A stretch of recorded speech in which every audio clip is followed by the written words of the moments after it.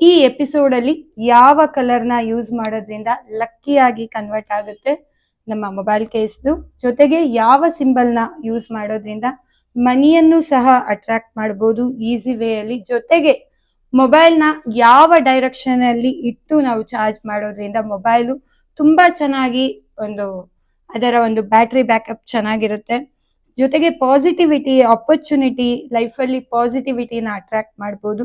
ಈ ಎಲ್ಲವನ್ನ ನಾನು ಇವತ್ತು ಮಾತಾಡ್ತಾ ಇದ್ದೀನಿ. ಜೊತೆಗೆ ಮೊಬೈಲ್ ಬ್ಯಾಕ್ ಕವರ್ಸ್, ಜೊತೆಗೆ ಮೆಟೀರಿಯಲ್, ಸಾಕಷ್ಟು ಮೆಟೀರಿಯಲ್ ಕವರ್ಸ್ ಇದೆ.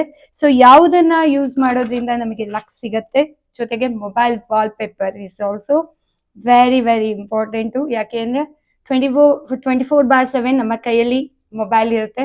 ಸೊ ಆ ಮೊಬೈಲ್ ಅಲ್ಲಿ ಇರುವಂತ ವಾಲ್ ಪೇಪರು, ಮೊಬೈಲ್ ಕವರು, ಮೊಬೈಲ್ದು ಏನು ಒಂದು ಎನರ್ಜಿ ಇದೆ ಅದು ನಮ್ಮ ಲೈಫ್ ಅಲ್ಲಿ ಅಟ್ರಾಕ್ಟ್ ಆಗ್ತಾ ಹೋಗುತ್ತೆ.